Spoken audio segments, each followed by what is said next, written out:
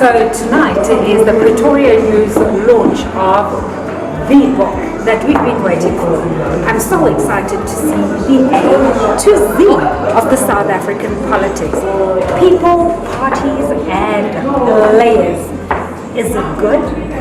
I wonder. Let's step in and see what it's all about. Welcome to my favorite channel, Project CB. Today, or this evening rather, we're going to be exploring my favorite books.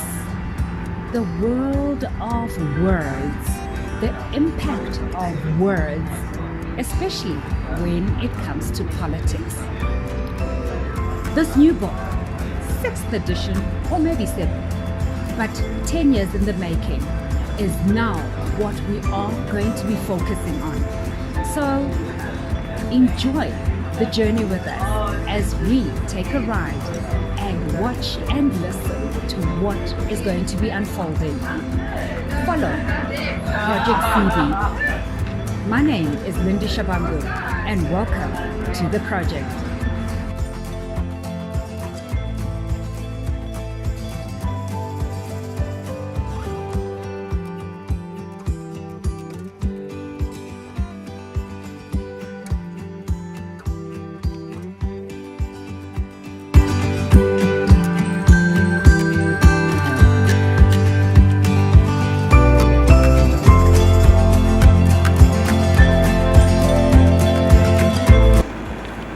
There was a mention of someone, telling from a hero to a villain. So there's a sense in which this would be some kind of a living sort of publication.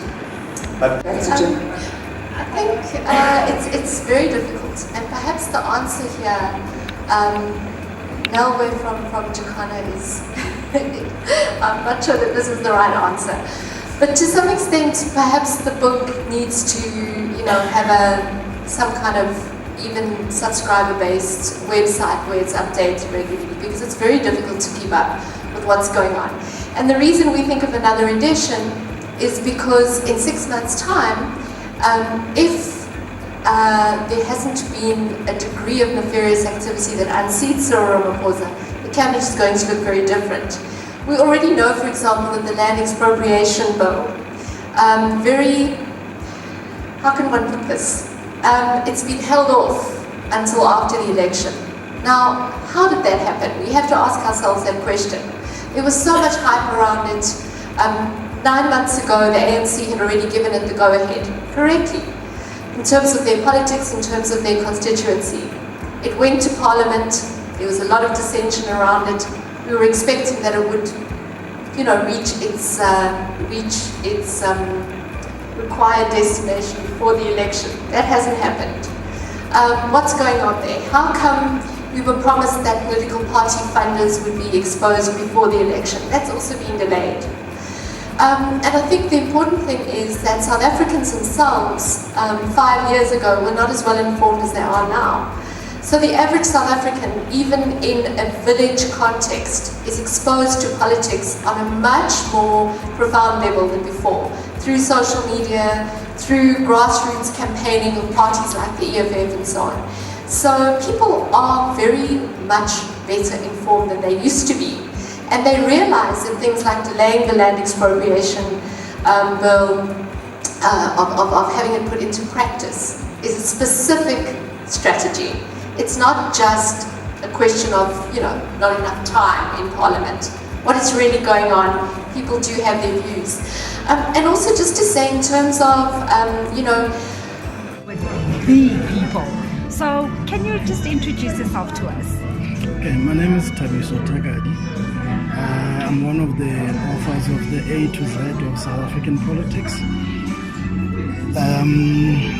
What else do I have to say? What the book is about? Yes, okay. Please. So the book came about as a result of perhaps what one could say is the need to fill information gaps in the political landscape. If you think of a book of this nature, the last one was done about 10 years ago. And surely the past 10 years in the South African politics have been quite vast, have been quite fluid. A whole lot of things have happened in those 10 years, and you could understand the need, therefore, to put together a book of this nature that actually help people navigate the politics of power, the corridors of power, understanding who is in our politics, what kind of influence do they hold, where are they now, and where are we going as a country. Okay, now we've got your colleague here. I'm Kashifa Ajam, one of the authors of the A to Z of Politics in South Africa. The book, what can I tell you? We wanted to do it. It's the 6th edition of this book, but one hasn't been written for the last 5-6 years. How many years? 10. Okay, that's a long time. Now, if you think about what was happening in the country 10 years ago, it's like a different country we live in. There's so many things have happened, and I think people are a lot more interested than usual in politics as a whole. Not just people, but I think people are interested in their world around them. And it was important for us to not only be journalists as we are, but also give it to people in a way that they can understand, that empowers them, that they're not just sitting there looking at what's happening on the news, but that they can actually participate and know who people are and what their roles are currently. So would you say that from where you were, where South Africa was 10 years ago, that our democracy has evolved, it has changed? There's more parties coming to the powers. What is the political landscape all about? How do you see it now? Well, of course it's changed. We've got a new president. We've had several cabinet reshuffles. I mean, if that's not a change, then I don't know what is. You know, I mean, if you look at the people who are sitting in cabinet at the moment, they are so different to who was sitting there 10 years ago. I mean, it's people you didn't even know was coming to the fore. And I think it's important for people to know who their leaders are. And so this is what we've tried to convey. Not only just for journalists like ourselves, but just for ordinary people to be empowered with the information. Now, would you say that the South African politics has matured since the last edition of the book? I would certainly say so. If you think about the number of political parties, and some people might actually think it's a waste of time. Why do you need so many?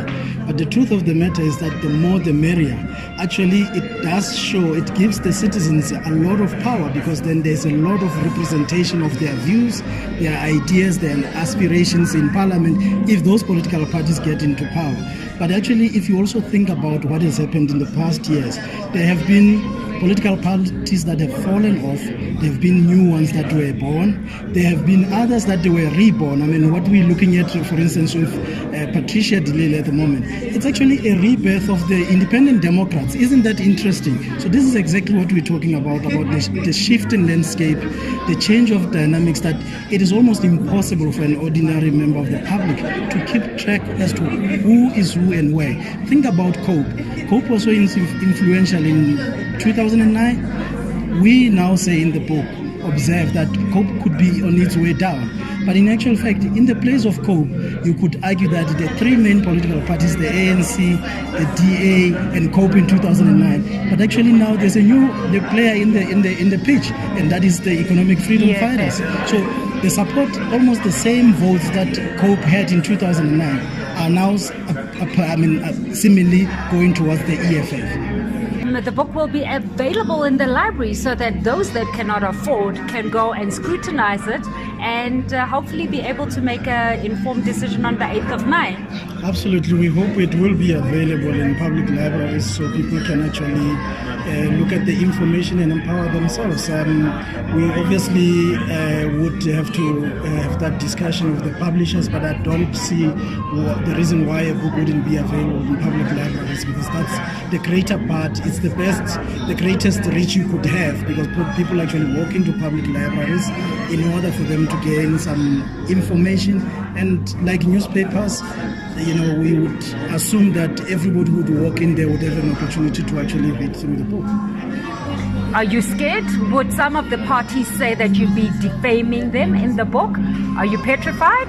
No, not at all. Because what we've written is what is already out there. There is nothing in the book that is not already out in the public domain. We are journalists, we know that the things that we write in the book, and this is why it took so long, because every single line in that book had to be double and triple checked. But we're still journalists. Well, I'm an editor now, and that's my job, is accuracy and facts. And that's what I do every day anyway. And there was no way that we were going to put something in the book that somebody told us. It had to be checked and double checked and triple checked. And so we think we've if there is a problem, it's just happened, eh? And what do you have to say about that? No, I think Kash is quite right.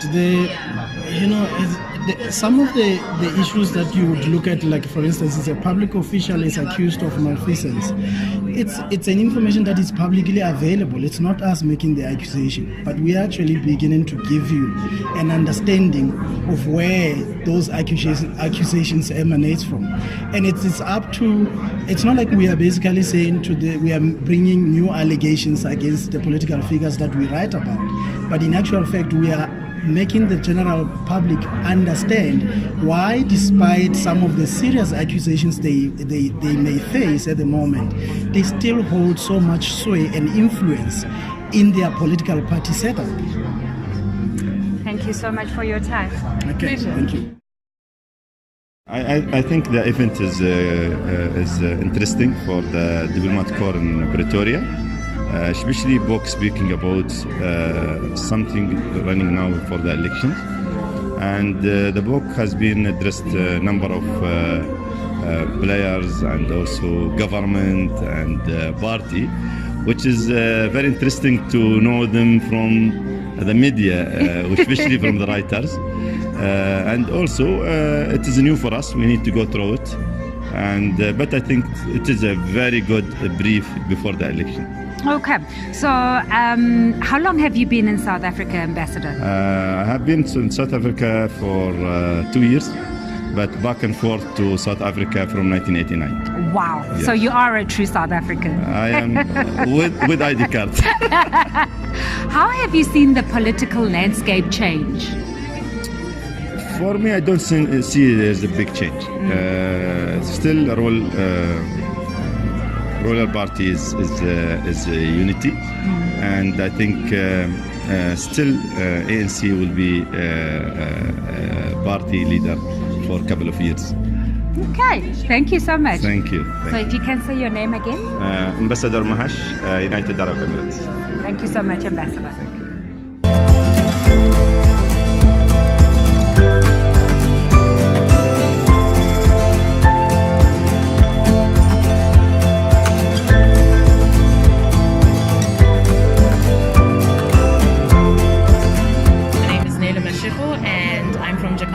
We're the publishers of the book.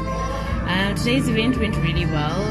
It's been important for us to kind of get this book out before elections and ensure that the message is out there so people can get the basic knowledge of what the elections are actually about. So yeah, we're hoping that this book can go far and wide and even in high schools, so it can help educate those in times for the elections. So hopefully there'll be a second edition as well. So tell us, will these books be available in the libraries? So yes, they'll be available in libraries. On average, libraries take about 2 copies of books published. So yeah, definitely. Whoopee! There we go. Jacana is on the roll. Thank you. So we are here at the venue in Pretoria, Mainland, and we're catching up with the head honcho of Pretoria News. Woohoo! Welcome. Thank you. Thanks for being at our event tonight. So I'm Val, I'm editor of Pretoria News, and tonight we were very happy to launch the A to Z of South African politics. I think a very important book, especially at this time before we go into the elections. A book which looks at about 300 entries alphabetically of people and events that are significant in South Africa's history, mainly in the last decade or so. And I think it's a great book because it's useful as a reference work. It gives people an idea of some of the important people and policies and places. We had tonight some ambassadors and some other representatives from embassies that are in Pretoria, and they were very positive about the book. I think I saw some of them walking out with 3-4 copies, and possibly once they get into the book they're going to go buy some more for their colleagues. But I think it's as I said, it's a reference book. It can be used by school children, I think university students, very important for university students, journalists obviously, but anybody really. It's very accessible, very easily written. It tells you about the people. It gives you some opinion about whether they are people who are on the up, people who are shaping the discourse. So really a book that I can recommend, written by some of my former colleagues, all journalists. So there's that sort of journalism feel about it, which I think is good. And I think they've done really well. I think they need to be congratulated. Among the questions that were asked of them tonight was, okay, but the situation is so fluid, it's changing all the time. So the book, their deadline I think was January. We're now at the beginning of April. After the elections, obviously there are going to be some changes, some new things that have happened, with the new cabinet, for example. So among the questions was, are they planning a follow-up or a revision? But obviously this is one of those things that's changing all the time. The last book like this was written about 8 or 9 years ago. 10 years ago. So, but I think a really, really important book. It's available now in the bookshops. Some people told me they picked it up at the airport, so it's like a perfect book to read on a plane. A little bit here, a little bit there. I'm busy with M. I've got M. But like M is a really big chapter. I think there's about 80 entries under M. Wow. So I think I'm still on M-A, M-E. We'll get But if there. you think about it, Maimon is in M. Malema's in M. Magashule is in. Magashule is in M. So M is a very interesting chapter. That's where I'm at right now. Musiwa is in M. There are lots.